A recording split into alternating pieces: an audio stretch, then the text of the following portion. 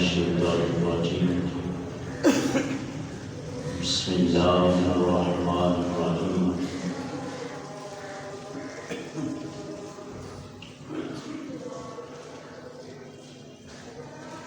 أقم الصلاة لدلوك الشمس إلى غسق الليل وقرآن الفجر آمنت بالله صدق الله العظيم وصدق رسوله النبي الكريم الأمين الحليم الرؤوف الرحيم ونحن على ذلك من الشاهدين والشاكرين والموقنين والحمد لله رب العالمين رب اشرح لي صدري ويسر لي امري واحلل عقدة من لساني يفقهوا قولي رضيت بالله ربا وبالإسلام دينا وبمحمد صلى الله عليه وآله وسلم نبيا ورسولا إن الله وملائكته يصلون على النبي يا أيها الذين آمنوا صلوا عليه وسلموا تسليما مولاي صل وسلم دائما أبدا على حبيبك خير الخلق كلهم يا أكرم الخلق ما لمن ألوذ به سواك عند مرور الحادث أمامي هو الحبيب الذي ترجى شفاعته لكل حول من الأحوال والتاهم محمد تاج رسول الله قاتبة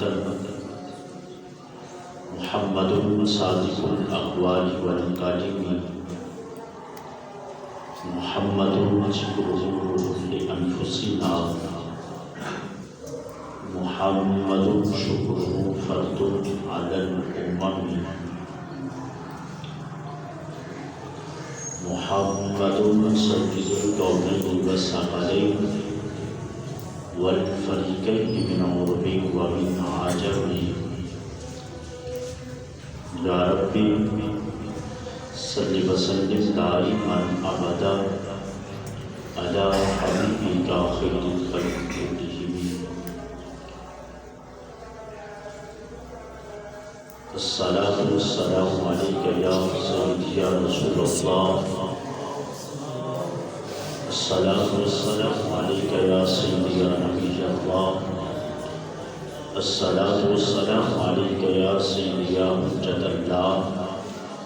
وعلى آلك وأصحابك يا سيدي يا سيدي يا محبوب الله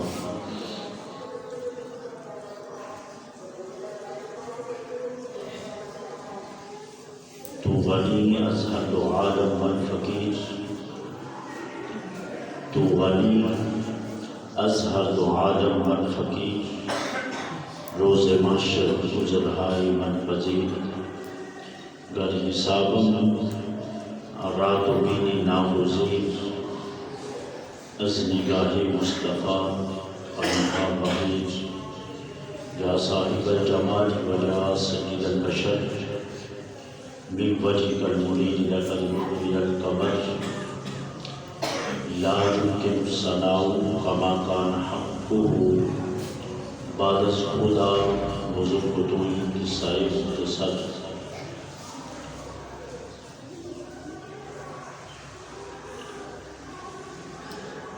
اللہ تعالی جل جلالہ و عظم شانہ وأتم برهانه جل ذكره جل اسمه جل شانه جل جلاله عز وجل کی حمد و ثنا تاجدار مدینہ سرور الحسینہ غم کو سارے زبان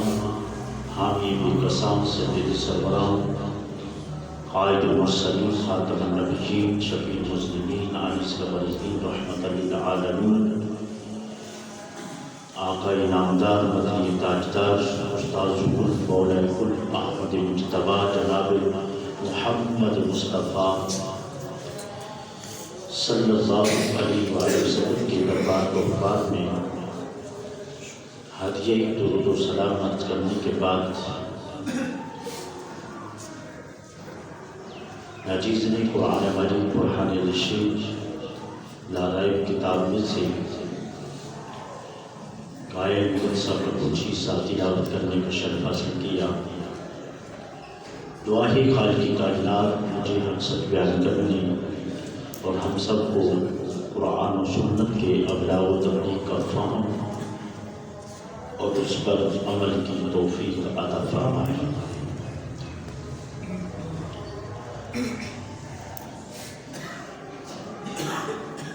قرآن سنت میں اگر اس کا مطالعہ کیا جائے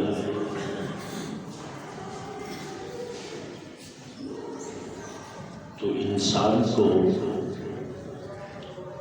رب ذو جلال نے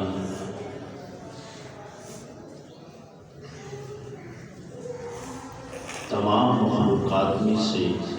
اعلیٰ درجہ عطا فرمایا ہے۔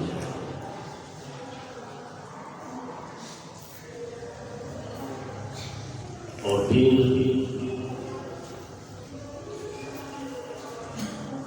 تمام انبیاء و رسول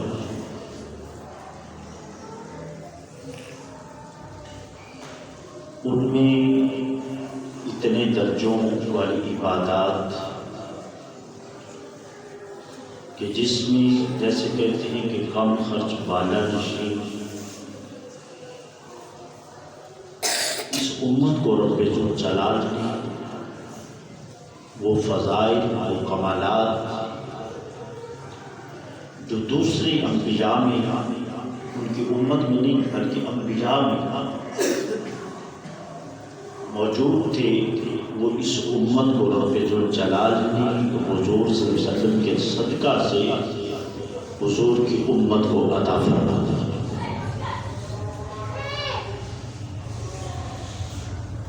قرآن مجید برہان رشید ان باتوں کو، ان سب گفتگو کی گواہی دیتا ہے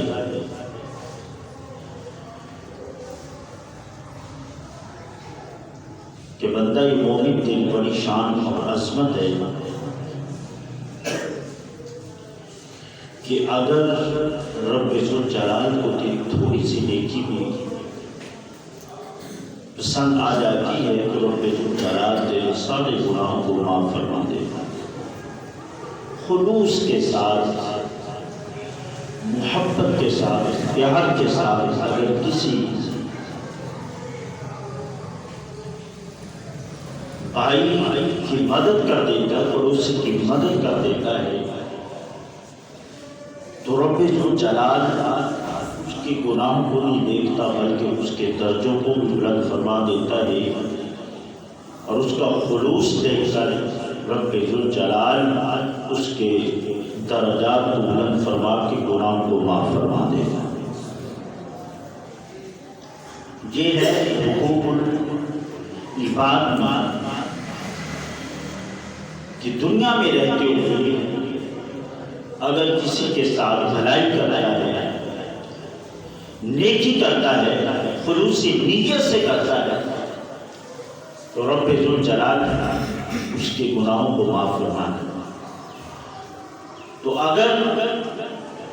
وہی خلوص کے ساتھ اور رب ذو جلال کی عبادت کرتا ہے، بندگی کرتا ہے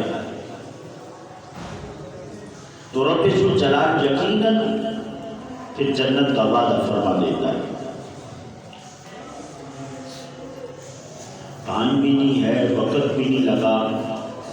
نیکی بھی کر رہا ہے، 24 گھنٹوں میں اگر وہ رب ذو جلال کے ہاں 1.5 گھنٹہ نمازوں کے لیے نکال دیتا ہے تو رب ذوالجلال اس کی نیکی کو صرف وہ 1.5 گھنٹہ بلکہ 24 گھنٹے نیکیوں میں لکھ دیتا ہے۔ قرآن فرماتے ہیں والفجر، کہ قسم ہے فجر کی نماز کی۔ موضوع تھوڑا سا مشکل میں نے شروع کیا ہوا ہے کہ نماز ہم پر بہت بھاری ہے بالخصوص سردیوں میں، لیکن اس کا اجر و ثواب دیکھنا کہ رب ذوالجلال اس کی قسم کہا ہے کہ والفجر، مجھے فجر کی قسم ہے۔ اور اسی طرح ہر نماز کا ٹائم قرآن مجید برہان رشید بتا رہا ہے کہ اقم الصلاۃ لدلوک الشمس، کہ ظہر کا وقت بھی حافظوا علی الصلوات والصلاۃ الوسطیٰ، عصر کا وقت بھی بیان کر رہا ہے، زلفا من اللیل والنہار، باقی مغرب و عشاء کا بھی ذکر کر رہا ہے۔ یعنی ساری نمازوں کا ذکر کرنے کے بعد وہ بندہ مومن کو تھوڑا سا چھوٹا سا پیکج دے کر سارا دن اور ساری رات اس کی عبادت میں رب ذوالجلال لکھ دینا۔ حضرت ابو ہریرہ رضی اللہ تعالیٰ عنہ سے روایت ہے، فرماتے ہیں کہ جو بندہ فجر کی نماز یعنی عشاء کی نماز با جماعت ادا کرتا ہے سو گیا۔ عشاء کی نماز با جماعت ادا، ایک تو ہے جماعت کے ساتھ نماز پڑھنے سے 27 نمازوں کا ثواب، اور پھر اگر وہ جماعت کے ساتھ نماز پڑھ کے سو گیا اور صبح کی نماز جماعت کے ساتھ پڑھتا ہے والفجر، جس کی رب ذوالجلال جس ٹائم کی فجر کی نماز کی قسم کھا رہا ہے، اور فجر کی صبح اٹھ کے پھر جماعت کے ساتھ نماز پڑھتا ہے، درمیان میں کوئی اس نے نوافل نہیں پڑھے، کوئی کچھ نہیں۔ حضرت ابو ہریرہ رضی اللہ تعالیٰ عنہ روایت کرتے ہیں، فرماتے ہیں کہ میرے اور آپ کے لقبال آقا فرماتے ہیں کہ اس بندہ مومن کی رب ذوالجلال نے ساری رات عبادت کا ثواب۔ حضرت انس رضی اللہ تعالیٰ عنہ سے روایت ہے، فرماتے ہیں کہ ایک بندہ ساری رات نفل پڑھتا ہے، ساری رات وہ نفل پڑھتا رہا، قیام میں رہا، رکوع میں رہا، سجود میں رہا، تو بڑی بات ہے کہ اس نے اتنی محنت اور مشقت کی، لیکن جو بندہ عشاء کی جماعت کے ساتھ اور فجر کی جماعت کے ساتھ نماز پڑھ لیتا ہے اس کو اتنی مشقت کی ضرورت نہیں، رب ذوالجلال ساری رات عبادت کا ثواب، ساری رات عبادت کا ثواب عطا فرما رہا ہے۔ رب تو کہتا ہے کہ آؤ تو صحیح بندو، ذرا شوق تو پیدا کرو، شوق تو پیدا کرو، مجھے سوز دے، مجھے ساز دے، نیم شب کا نیاز دے، دم سجدہ خود کو میں توڑ دوں، مجھے ایسا ذوق نماز دے۔ بندے کو رب ذوالجلال 5 وقت بلا کے کہتا ہے، بلا رہا ہوتا ہے کہ آ تو صحیح میرے بندے، اور میرے اور آپ کے رہنے والا آقا فرماتے کہ جو بندہ بندگی خلوص سے کرتا ہے، جب صحابہ کرام علیہ رضوان کے سامنے حضور صلی اللہ علیہ وسلم نے بیان فرمایا کہ بندگی کو خلوص کے ساتھ کرنا، تو صحابہ نے کہا ملے گا کیا یا رسول اللہ صلی اللہ علیہ وسلم؟ فرمایا تمہیں رب ذوالجلال جنت عطا فرما دے گا۔ 2 رکعت نفل پڑھنے سے تجھے رب ذوالجلال جنت کا وعدہ، شرط یہ کہ خلوص نیت کے ساتھ وضو کیا، خلوص نیت کے ساتھ وہ نفل ادا کرتا ہے، رب ذوالجلال اس کو جنت کا اس سے وعدہ فرما رہا ہے۔ حضرت جبرائیل علیہ السلام جب حضور صلی اللہ علیہ وسلم معراج سے واپس آئے نا، تو حضور صلی اللہ علیہ وسلم نے حضرت بلال کو کہا کہ اے بلال، تو زمین پہ چل رہا تھا، تیری آہٹ، تیری قدموں کی آواز جو ہے میں جنت میں سن رہا تھا، تو تیرا کون سا عمل ہے، کیا عمل کرتا ہے؟ حضرت بلال رضی اللہ تعالیٰ عنہ عرض کرتے یا رسول اللہ صلی اللہ علیہ وسلم فدا قولی بابی، کہ یا رسول اللہ آپ کے سامنے عمل ہے، اذان پڑھتا ہوں، نماز پڑھتا ہوں، آپ کے سامنے سارا عمل ہے، ہاں ایک بات میں جو ہے وہ کرتا ہوں کہ اس پر میں ڈٹا ہوا ہوں، اس پر میں پکا ہوں، وہ بات یہ کہ جب بھی میں وضو کرتا ہوں تو 2 رکعت نفل پڑھ لیتا ہوں، جب بھی وضو کرتا ہوں تو وضو کی ثواب کی نیت سے 2 رکعت نفل پڑھ لیتا ہوں، تو یہ میرا عمل اور معمول ہے۔ رب ذوالجلال کے محبوب فرماتے ہیں رب ذوالجلال تجھے جنت عطا فرما دے۔ اسی عمل کی وجہ سے جو تم 2 رکعت نفل پڑھتا ہے ثواب کی نیت سے، اجر اور ثواب اور اللہ کو راضی کرنے کے لیے تو وضو کے بعد 2 نفل پڑھتا ہے، رب ذوالجلال تیری قدموں کی آواز جو ہے میں نے تجھے جنت میں سنا، چلتا تو زمین پر ہے لیکن رب ذوالجلال تجھے جنت عطا فرما رکھی ہے۔ لیکن سر خلوص نیت ہے، اور حدیث پاک میں ملتا ہے من ترک صلاۃ متعمدا فقد کفر، جو جان بوجھ کر نماز کو چھوڑ دیتا ہے، جان بوجھ کر نماز کو چھوڑ دیتا ہے تو گویا کہ وہ رب کا انکار کر رہا ہے، رب کا انکار، رب ہونے کا انکار کر رہا ہے۔ اتنا بڑا ادھر وعید بھی ہے اور ادھر اتنا بڑا ثواب بھی ہے، اور اشراق کے 2 نفل پڑھتا ہے، رب ذوالجلال کے محبوب فرماتے ہیں کہ 360 جوڑ جو ہے اس کا زکات جو ہے اس کے جسم میں کوئی گھن اور کوئی بیماری نہیں لگنے والی ہے۔ موت آئے گی، جو ہی موت آئی ہے تو رب ذوالجلال اس کو بغیر حساب جنت عطا فرما دے گا۔ جو بندہ اشراق کی فرض نماز ہے لیکن اگر نوافل بھی پڑھتا ہے، فرائض کے بعد نفل ادا کرتا ہے، اشراق کے 2 نفل پڑھتا ہے، ایک تو یہ دنیا میں رہتے ہوئے اس کو جسم میں کوئی گھن نہیں، کوئی بیماری نہیں، کوئی کورونا کوئی وائرس نہیں لگے گی، کوئی شوگر جیسی بیماری۔ آج لوگ کہتے ہیں کہ دوائیاں بھی کھا رہا ہوں، دوائیاں اثر نہیں کر رہی، کیسے کرے گی؟ ہم نے قرآن کو چھوڑ دیا، نماز کو چھوڑ دیا، نماز کو ترک کر دیا، جب رب کو چھوڑ دیا ہے تو رب کہتا ہے تو یہ سمجھتا ہے کہ میرے پاس بڑی دولت ہے، میرے پاس بڑے محلات ہیں، میرے پاس گاڑیاں ہیں، پیسہ ہے۔ ارے رب ذوالجلال نے تجھے سب کچھ دے کے اپنے گھر سے نکال دیا، جا اب میرے گھر میں آنے کی ضرورت نہیں ہے، جا ادھر ہی رہ۔ اس لیے تو یہ سوچتا ہے کہ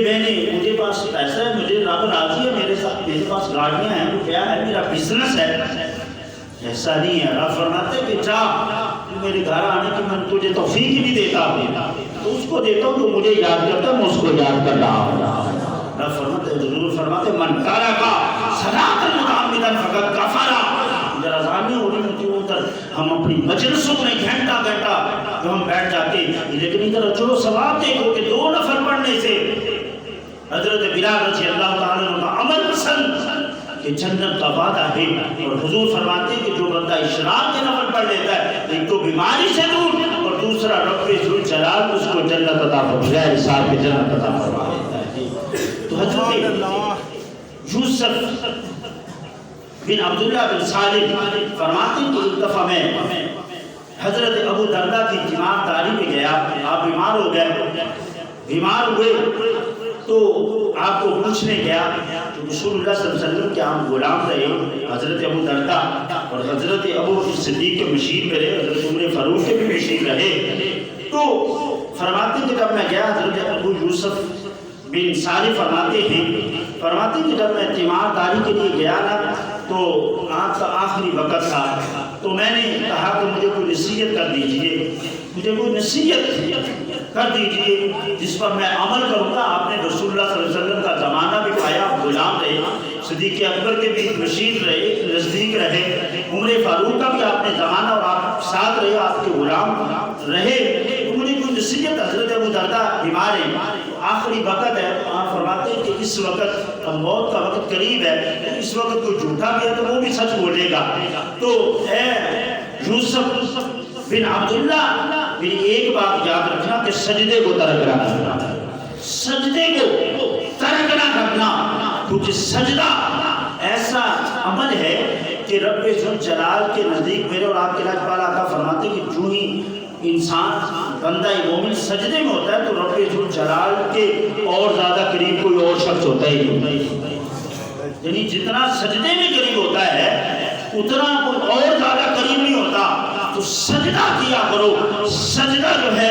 وہ رب ذوالجلال جو سجدے میں توبہ کی جاتی ہے، رب ذوالجلال اس کی توبہ کو بھی قبول فرماتا ہے، اور اس میں ابو ذر غفاری فرماتے ہیں کہ میں سجدہ کرتا ہوں، سجدہ کیا کرتا، اور ایک بزرگ مجھے دیکھتے، وہ بزرگ واقعہ بیان کرتے ہیں کہ میں نے دیکھا کہ ایک شخص جو ہے وہ سجدے کرتا، کبھی طویل کرتا، کبھی کم طویل کرتا، یعنی بڑے بڑے لمبے سجدے کیا کرتے۔ حضرت ابو ذر غفاری فرماتے ہیں کہ میں سجدے کر کے فارغ ہوا نا تو ایک شخص میرے پاس آیا، کہتا ہے کہ حضور آپ بہت سجدے کرتے ہیں، تو سجدے میں کیا رکھا ہے؟ آپ نے فرمایا کہ حضور صلی اللہ علیہ وسلم نے فرمایا کہ بندہ جب اپنے رب کے قریب ہونا چاہتا ہے، قریب سے قریب تر ہونا چاہتا ہے، تو وہ سجدہ ہے جس میں رب ذوالجلال کے قریب ہو جاتا ہے۔ ایک تو سجدہ توبہ کا ایک عمل ہے کہ سجدے میں توبہ کی جائے تو رب ذوالجلال اس کو قبول فرما لیتا ہے، دوسرا درجے بلند ہوتے ہیں، اور تیسرا اس کو سجدے کی نیکی مل جاتی ہے۔ یہ دوستوں بزرگوں ساتھیوں نماز ایسا عمل کیونکہ اقیم الصلاۃ لدلوک الشمس الی غسق اللیل وقرآن الفجر، کہ رب ذوالجلال فرماتے ہیں، رب ذوالجلال کے محبوب کہ ایک نماز سے دوسری نماز تک جتنے بھی درمیان میں گناہ ہیں، نماز پڑھنے سے رب ذوالجلال اس گناہوں کو بھی معاف فرما دیتا ہے، درجوں کو بھی بلند فرما دیتا ہے، اور اس کا نیکی کا عمل جو ہے وہ سلسلہ جاری رہتا ہے۔ اور جو بندہ خلوص سے نیت سے نماز پڑھتا ہے، رب ذوالجلال اس سے رب ذوالجلال جنت کا وعدہ فرما رہا ہے۔ تو دعا ہے ہمیں 5 وقت کی نماز با جماعت ادا کرنے کی توفیق عطا فرمائے۔